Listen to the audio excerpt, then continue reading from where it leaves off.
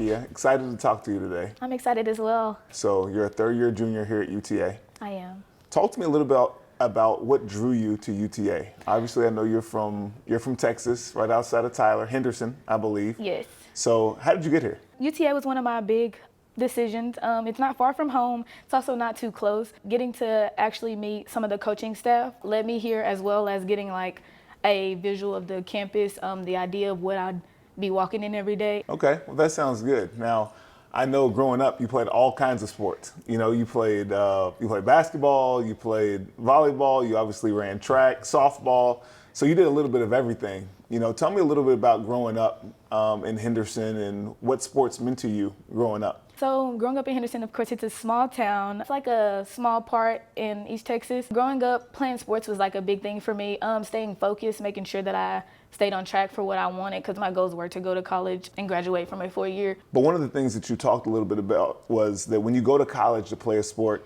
it's bigger than just the sport. It's the academic side as well. And correct me if I'm wrong, but aren't you the first person in your family to go to a 4-year institution? I am. Tell me about like what that means to your family and what that has meant to you so far. My parents have always pushed us to be people that we are today. So being able to go to a 4-year and give them what they've been wanting, giving them the idea of what, like, okay, my child's gonna be this athlete, you know, we travel all the time, like it's coming, you know, we have to be patient. Giving this to my parents is kind of a big thing for me.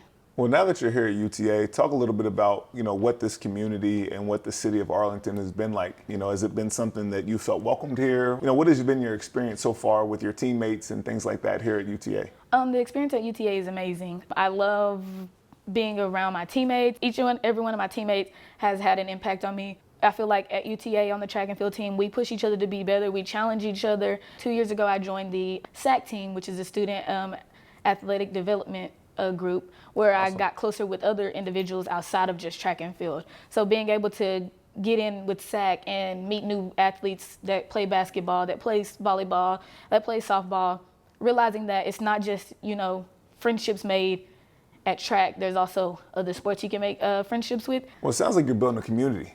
You know, and you know, it's awesome. I was also part of SAC when I was in college as well, and you know, it is really unique getting to know student athletes from different sports, and you know, going to their games, and you know, not just watching the game, but actually knowing who they are. And so that's something that is always really big. Now, you're also a leader on your team as well, I am. which is really cool. Now you're in your 3rd year as a sprinter. But right now you're dealing with a couple injuries. So talk about the challenges that's been by not being able to compete right now and trying to work your way back into health. So coming back from WAC indoor conference, a few days after the conference, I got hurt at practice. Of course, at that moment, I was devastated. I was hurt. I didn't know where this injury was going to lead me. Then I have the coaching staff that I have, Jordan, Coach Henderson, Sauerhaig. They all motivate me. They didn't let me go down, which is where I come in every day. I do my rehab. I make sure I do my rehab early. I still go to the track practices. I motivate my teammates. I prepare them for what's coming, because Coach Jordan tells me what's coming. So I'm like, okay, let me prepare them for what's coming. You're the messenger. Yes. So right. Going out, being able to prepare them, I feel like leading my teammates is what's bringing me through this injury, because not being able to run track is something that's very hurtful. So being able to still be a part of it, be able to have some touch with track and field still being injured is really big to me. Yeah, I've always felt like, you know, whenever you play a sport in college, it shapes your college experience. You know, it almost doesn't even matter where you go sometimes. As long as you have your sport, you have your teammates, it's going to kind of be okay. But when you don't get to play and that's taken away from you, then it's a little bit different. You have to kind of find those other avenues and find ways to attach to your teammates and utilize them to kind of bring you up when you're down.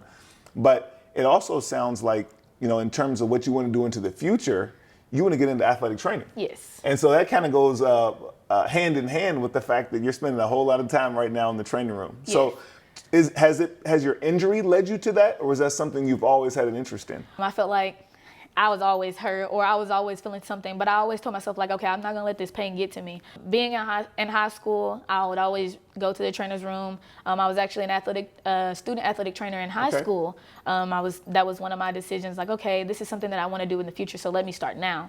This shirt that you have on, you know, so what I've heard is that you started your own clothing line. Now that's some true NIL right there. So talk to me a little bit about, your clothing line and how you got into that.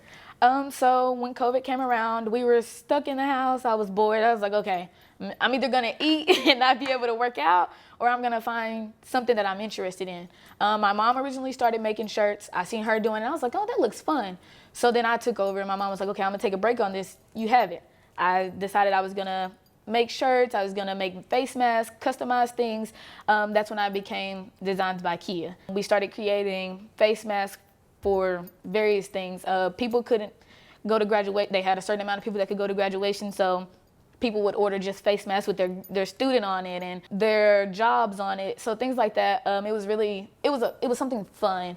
I didn't really use it as a job until I realized like how much I could really benefit from this. Sure. So I ended up making my shirt that I have on today. It's something that's fun. It's something that relieves stress for me.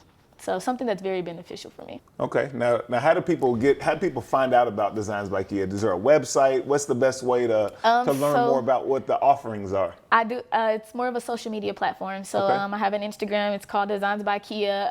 It tells you what I make on there. It has actually a few examples of the things that I have created. Okay, I'm gonna have to go on there and check it out. I'm gonna have to get a WAC sweatshirt or something, Designs by Kia. Yes, sir. Okay, well, Kia, thank you so much for your time today, and this. Looking forward to hopefully getting through this injury and getting back to full strength, and being able to continue to compete, and beyond that, your passion for athletic training and your ability to continue to give back to future student athletes and being a great example for your siblings. Thank you for having me today.